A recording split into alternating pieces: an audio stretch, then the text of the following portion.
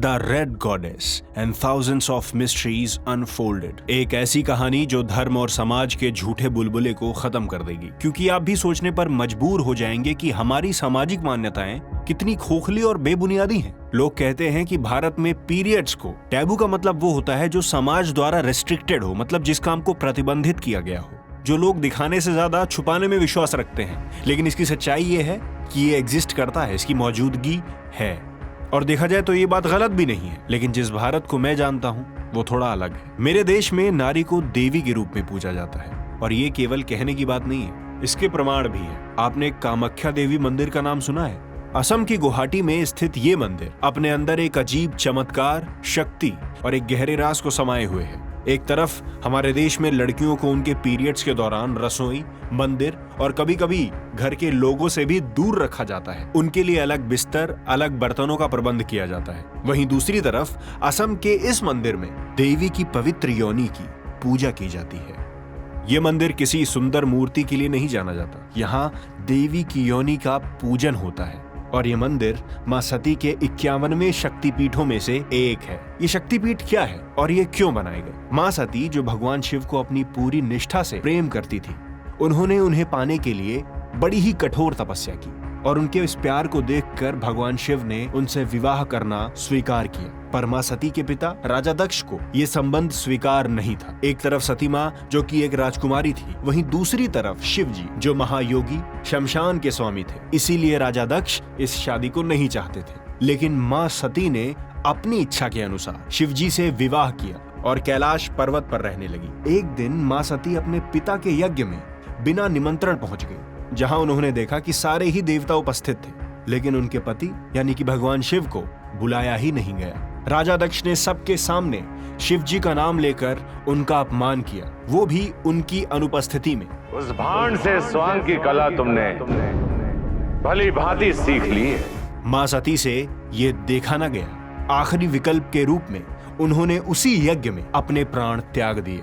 जैसे ही महादेव को इस बात का ज्ञान हुआ, वे अत्यंत क्रोधित हो गए और अपने तांडव के रूप में मां सती के शरीर को लेकर ब्रह्मांड के चक्कर लगाने लगे।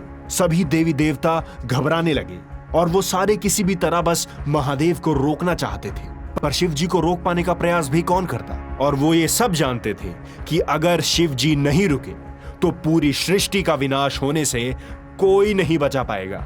और इसी विनाश को रोकने के लिए विष्णु जी ने अपना सुदर्शन चक्र चलाया, और उसी से मां सती के शरीर के 51 टुकड़े हो गए, जो पृथ्वी पर अलग अलग जगह जाके गिरे।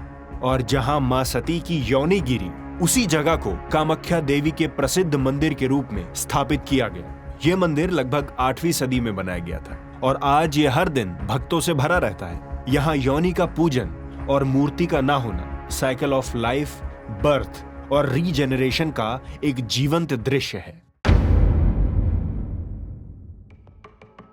हर साल कामाख्या देवी मंदिर में अंबुबाची मेला लगता है, और ये एक बहुत बड़ा सेलिब्रेशन है। हर साल जून के महीने में 3 दिन के लिए मंदिर के पास की पहाड़ी से निकलती ब्रह्मपुत्र नदी का पानी लाल हो जाता है। वैज्ञानिक तौर पर इस बात पे भी बहुत डिबेट्स होती हैं, जिसमें कुछ लोग कहते हैं कि नदी का पानी इसलिए लाल होता है क्योंकि वहां की मिट्टी में आयरन की मात्रा काफी ज्यादा होती है। और मॉनसून के महीने में सेडिमेंटेशन, जिसको हिंदी में अवसादन कहते हैं, इस प्रोसेस के अनुसार मिट्टी जो होती है वो पानी के अंदर जाके बैठ जाती है। पहला सेडिमेंटेशन, दूसरा एक वहां पे अलग तरह की काई की मौजूदगी है।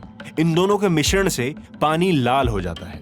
पर सवाल यह है कि आयरन की क्वांटिटी पूरे साल में सिर्फ उन 3 दिनों के लिए ही ज्यादा होती है। और मजे की बात यह है कि इस सवाल का जवाब आज तक कोई नहीं दे पाया, क्योंकि ये माना जाता है कि वो 3 दिन देवी माँ के मेंस्ट्रुअल साइकिल के 3 दिन होते हैं, और इसीलिए मंदिर के पास बहती हुई नदी का पानी लाल हो जाता है। लोगों का कहना तो ये भी है कि मंदिर के पुजारी नदी में लाल रंग का सिंदूर मिला देते हैं ताकि इसका पानी लाल हो जाए। चलो मान लेते हैं कि ये बात सच है, पर एक बार आप अंदाजा लगाकर देखिए कि ब्रह्मपुत्र जैसी नदी, जिसका पानी लगातार बहता ही रहता है, उसे लाल करने के लिए कितना सिंदूर डालना पड़ेगा। हर साल जैसे ही जून महीने के ये 3 दिन खत्म होते हैं तो माता का अंबुबाची मेला लगाया जाता है, जो कि किसी त्योहार से कम नहीं होता। ये मंदिर सिर्फ अपने रहस्यों के लिए ही नहीं बल्कि एक और चीज के लिए भी जाना जाता है, और वो है तंत्र विद्या।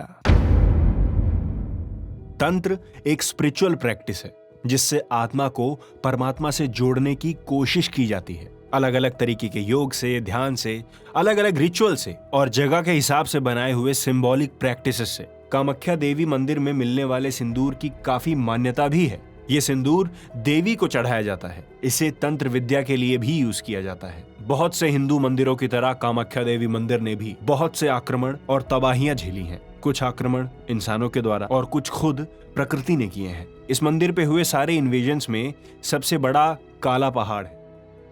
16वीं शताब्दी में एक मुस्लिम जनरल काला पहाड़ ने मंदिर को तबाह कर दिया था।